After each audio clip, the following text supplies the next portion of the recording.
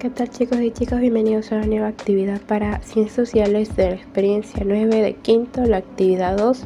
Analizamos el contexto en el que se dio la inseguridad ciudadana a fines del siglo XX. ¿Qué es lo que vamos a aprender en esta actividad? Vamos a analizar y conocer el contexto en el que se desarrolló el problema de inseguridad ciudadana a fines del siglo XX. Esto abarca 1980 a 1990 más o menos. Otra cosa, antes de empezar, a quienes son nuevos en el canal, decirles que mis diapositivas aquí presentan marcas de agua debido a que hay personas en YouTube que sumamente van a resubir mi contenido y no me gusta para nada eso. Pero de que mi estrategia es darles una pequeña clase y ayudarles a responder a las actividades que dejan en la actividad, ¿no? Otra cosa, mi voz está un poco rara porque me he enfermado muy mal y espero que puedan lograr entenderme al menos y ignorar la forma en que estoy hablando. Vamos a iniciar investigando un poco sobre las fuentes. Aquí hay unas preguntas breves para iniciar. Como son un poco sencillas y más como que capciosas, no hay que responderlas tanto. Nos preguntan, ¿sabemos cómo es que se manifestó el problema de inseguridad ciudadana en el Perú? O sea, te están preguntando, ¿sabes exactamente de qué trata el tema de que vamos a hablar? Y como es un tema nuevo, yo creo que nadie conoce hasta ahorita de este tema de la inseguridad a fines del siglo XX. Así que vamos a responder simplemente con un no. Pero si es que tú conoces de este tema, le dices simplemente que sí y no pasa nada. El problema histórico al que daremos respuesta en esta experiencia, en la experiencia 9, es ¿en qué medida la población y el Estado han enfrentado el problema de inseguridad ciudadana entre fines del siglo XX y la actualidad? Este es un problema o reto que tenemos que resolver en esta experiencia 9, en el área de ciencias sociales. No es que lo tenemos que responder ahorita, sino lo vamos a ir respondiendo en la siguiente actividad y la siguiente de la siguiente, si es que me dejo entender. Ahorita solamente vamos a iniciar para adentrarnos al tema. Vamos a leer este texto, Inseguridad ciudadana en el Perú a fines del siglo XX. La fuente A, situación de la inseguridad ciudadana en la segunda mitad de 1980, o sea, más o menos desde junio para adelante. La crisis económica de nuestro país se agudizó. En este contexto complicado por la violencia política, la delincuencia, el narcotráfico, corrupción y terrorismo sobre todo, la inseguridad ciudadana se convirtió en un problema fundamental y la situación se agravó aún más por la descomposición de la policía. O sea, de que muchos de la policía se empezaban a corromper, no, que yo te ayudo, que dame unos 20 soles y te rompo mano, ya. Durante el gobierno aprista se impulsó una reforma policial y se dio de baja a 2.500 policías, por así decirlo, policías corruptos. Pero esto no produjo una mejora significativa, lo que demuestra la magnitud de la crisis. La fuente B nos dice, la inseguridad ciudadana en la década de 1990 en el espacio urbano y rural. Las situaciones de inseguridad ciudadana destacan sobre todo en las zonas urbanas, o sea, como en sitios así, ciudades, ¿no? Como Lima, por ejemplo, donde abunda con más frecuencia que en zonas rurales los secuestros, asaltos, automóviles en vías públicas, la violencia juvenil en barras bravas o pandillas, actividades de jóvenes en el transporte ilegal de drogas, mayor proliferación de lugares para el expendio de droga, entre otros, ¿no? Aunque las actividades de delincuencia en las zonas rurales podrían no estar registradas en los datos estadísticos debido a que en dichos sitios los casos así no son denunciados por desconocimiento de la gente. O sea, ponte que en la selva alguna de las tribus ashánicas que se llaman pueden ver que existe narcotráfico, pero, o sea, ellos piensan y saben que está mal, pero no saben cómo poder denunciar esos actos debido a que ellos no viven así como nosotros, tienen su propia cultura y sus propios métodos, ¿no? Entonces no tenemos datos exactos de cómo es que cuánta cantidad de narcotráfico se dirige allá en la zona de la selva, ¿no? Pero por las películas y por todo sabemos que la selva, o sea, las zonas rurales son zonas en las que sí abunda el narcotráfico, pero por temas de estadística, en las zonas urbanas, o sea, en las ciudades, abundan más que todo la delincuencia y también el narcotráfico. La fuente C, el Perú urbano en la década de 1980. La respuesta del pueblo se expresa en la organización de sistemas autónomos, o sea, creados por sí mismos, por cada persona, de vigilancia barrial y en casos extremos en los tribunales populares y ejecuciones sumarias. Esto se refiere a que entre las personas mismas designan a un juez así cualquier persona, y ellos deciden si matarlo o no matarlo a esa persona. O sea, lo hacen, como dice, ejecuciones sumarias.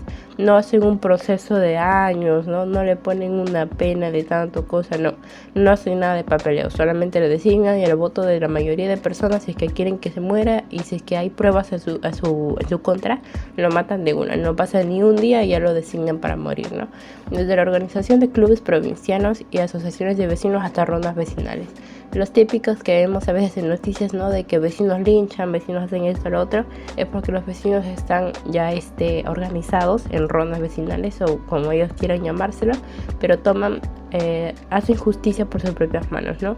Esto pasa cuando ven casos en los que no llega la justicia policial o demora demasiado, así que los vecinos se cansan de esa situación y prefieren actuar por sí mismos, ¿no? La fuente de las rondas campesinas. Originalmente iniciado en Cajamarca, como bien sabemos, nuestro presidente se le conocía o les decían que era rondero y que iba a imponer un gobierno de rondeos y eso. El estatus legal de las rondas del norte está dado por la ley número 24571, promulgada por el gobierno de Alan García el 7 de noviembre de 1986. Dicha ley reconoce las rondas campesinas como pacíficas, democráticas y autónomas, cuyos integrantes están debidamente acreditados al servicio de la comunidad y que contribuyen al desarrollo y la paz. No sabría si es que son en sí pacíficas, pero o sea, lo que hacen los ronderos campesinos es claro, como dice, rondar en todas las calles, en todos los campos, por todas las avenidas, ¿no? Cuidan las chacras, cuidan sus ganados y cuidan a la población de posibles rateros, ¿no? Y en caso de que encuentren algún ratero, o sea, alguna persona de mal vivir que intente hacerle daño a otra, lo agarran, lo atrapan y con sus ronditas que ven esos látigos, con esos que lo castigan, le dan el poto o si no le dan en la espalda, pero o sea, de que los castigan físicamente sí, pero no al extremo de lincharlo como lo hacen en algunas poblaciones aquí.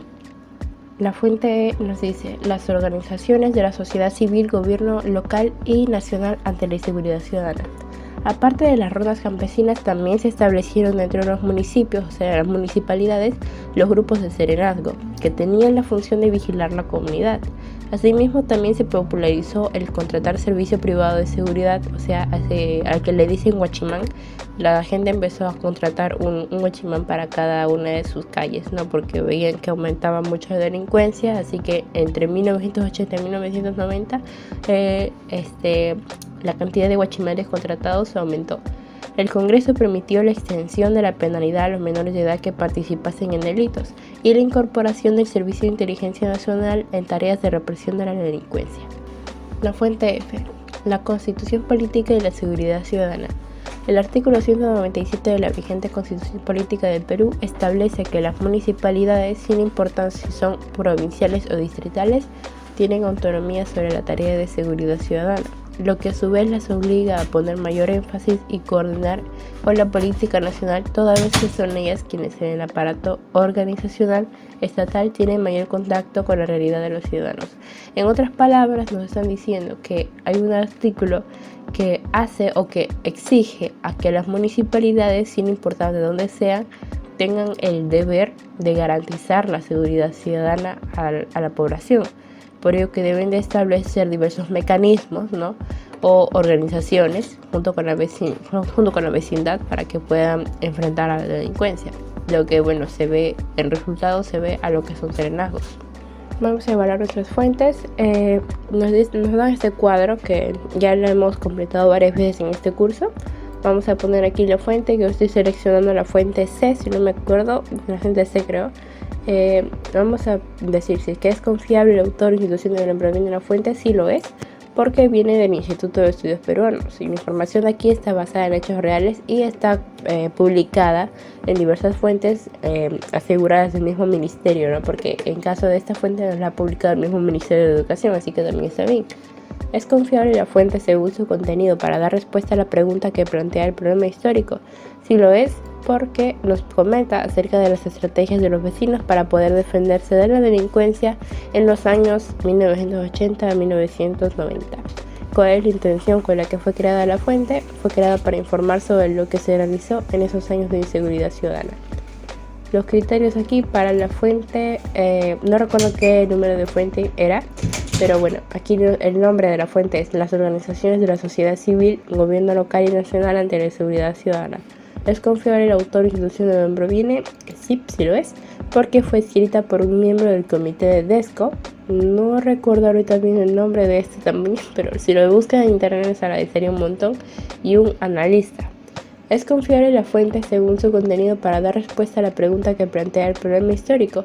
Sí lo es porque nos informa sobre las medidas que tomó el gobierno local ante la inseguridad ciudadana, también en los años 1980 a 1990. ¿Cuál es la intención con la que fue creada la fuente? Fue creada para informar sobre las medidas legales que tomó el gobierno local. Ahora, luego de haber leído la fuente A y B, vamos a responder a estas preguntas. ¿Qué plantea la fuente A respecto a las condiciones de inseguridad que se vivió durante la década de 1980? Nos plantea que las condiciones bajo las que vivía la población en esos años eran la delincuencia e inseguridad abundante, o sea que las personas estaban muy desesperadas ante esta situación tan grave de delincuencia. De acuerdo a la fuente B, ¿qué caracterizó la inseguridad ciudadana en el espacio urbano y rural de nuestro país durante la década de 1990? Como les hablé sobre el narcotráfico y eso, en zonas urbanas lo que abundó o caracterizó fueron los secuestros, asaltos a automóviles, violencia juvenil, actividad de jóvenes en transporte ilegal de drogas y proliferación de expendio de droga. Y en las zonas rurales lo que más abundó, como siempre, fue el narcotráfico. ¿Qué coincidencias y diferencias hay entre lo que plantean las fuentes E y F sobre la labor de las municipalidades ante el problema de inseguridad ciudadana entre finales de 1980 y 1990? La fuente E y F nos habla sobre las municipalidades en sí. La diferencia, en este caso no había diferencias porque ambas estaban hablando un tanto de las municipalidades. Y las coincidencias son que nos dicen, los municipios cumpliendo con su función de garantizar la seguridad ciudadana, crearon los grupos de serenazgos para cada comunidad. De acuerdo a la fuente D, ¿qué importancia se les atribuye a las rondas campesinas a finales de 1980 ante el problema de inseguridad ciudadana? ¿Qué importancia tiene hoy la persistencia de dicho problema? Bueno, a estas rondas, como dije, se les caracteriza como pacíficas, democráticas y autónomas, y sus integrantes están acreditados para servir a la comunidad y contribuyen al desarrollo y la paz, y que por ello mismo son importantes para garantizar la seguridad ciudadana. Hoy en día son importantes porque se mantienen vigentes y ya son de conocimiento ante quienes intentan causar desorden o delincuencia. Es decir, que cualquier persona que por allá en los centros campesinos, cualquier persona que quiera delinquir, va a saber cuáles son las reglas populares ahí, o sea, de que no existen ronderos, así que se va a atentar a las consecuencias y si lo atrapan, va a ser castigado debidamente. Esto ayuda a que disminuyan las personas que intenten infringir las normas. Actualmente, ¿qué limitaciones tienen las organizaciones del Estado y de la sociedad civil para hacer frente al problema de inseguridad ciudadana? ¿A qué se deben dichas limitaciones? Bueno, desde mi punto de vista y según lo que he investigado, la falta de personal capacitado para cumplir con la labor y además la corrupción de algunos miembros de las brigadas policiales son entre las principales limitaciones que tiene el Estado y la sociedad civil para garantizar seguridad ciudadana. Estas limitaciones se deben a que el gobierno no desea invertir más en esto, como por ejemplo dar una mejor inversión en los centros de capacitación policial y exigir que estos hábitos y talentos se mantengan, porque por ejemplo, capacitan a un policía para poder atrapar a un delincuente, está bien, pero luego lo dejan ya a su libre albedrío, al señor policía. Este señor deja de capacitarse físicamente y empieza, por ejemplo, a engordarse, a perder el toque, como le dicen, ¿no? Al momento de que tiene que atrapar a un delincuente ya no es el mismo, no es la misma persona porque ha dejado sus hábitos. Entonces ahí es donde viene un problema. En el caso de la corrupción, porque escapa de las manos del Estado el que un miembro tenga la voluntad de corromperse ante buena paga, o sea, de que el Estado puede invertir lo más que pueda en capacitar a una persona moralmente, pero si esta persona, pese a todo lo que ha recibido de educación, decide corromperse, ya es un problema que escapa de las manos del Estado. Recogemos un testimonio. Nos dicen recoger un testimonio para analizar en qué medida desde nuestra comunidad también se buscó responder a este problema durante las décadas de 1980 y 1990. Yo entrevisté aquí brevemente a mi mamá. Es una señora que estuvo ella aquí en Lima, Miraflores exactamente, entre esos años. Aquí les dejo su testimonio. Vivía en Miraflores en la casa de mi jefe. Trabajaba como ama de casa en tiempo completo. Para entonces recuerdo que un día por un edificio a una cuadra escuché que sonó una explosión fuerte y empezó a arder. Yo no estuve muy cerca, pero sí lo sentí fuerte, como si hubiera un temblor en segundos. La explosión fue por un coche bomba. En esos tiempos era un miedo profundo salir al trabajo o caminar. Tenías miedo de que algún terrorista haya puesto algún coche bomba o algo peor. Que bueno, no había una seguridad ante eso, ya que, como es común, muchos funcionarios eran comprados y otros silenciados. O sea, ya saben a qué se refiere con silenciar. Nada más puedo decir que eran tiempos horribles que, gracias a Dios, hoy en día ya no se viven de la misma magnitud. Yo por bendición sigo viva, pero estuve cerca de ser otra víctima más del terrorismo, al igual que muchos otros más que residían ese día cerca.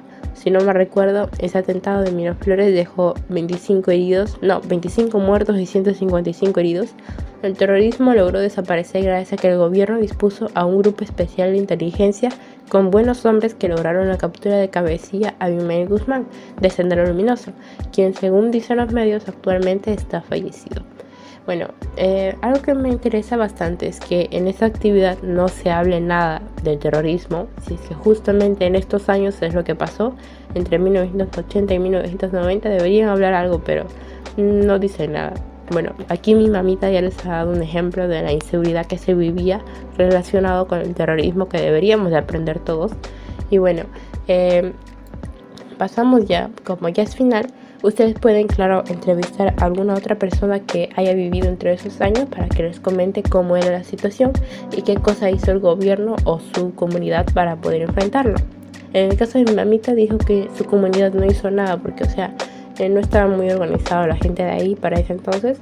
Solamente el gobierno pudo hacer algo en contra de lo que era el terrorismo, porque en esos tiempos el terrorismo estaba bien, pero bien fuerte. Me había equivocado de cuadro de evaluación y ahora ya lo arreglé.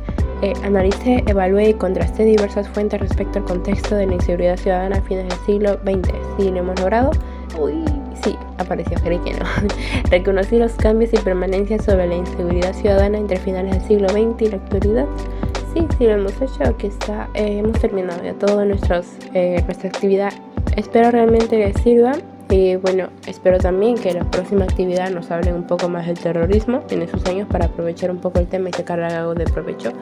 Nos estamos viendo pronto. Espero que les haya servido otra vez. Cuídense mucho, porque yo me acabo de enfermar solamente por haber comido un helado. En serio, estoy bien, pero bien mal, que ni puedo hablar bien, pero bueno.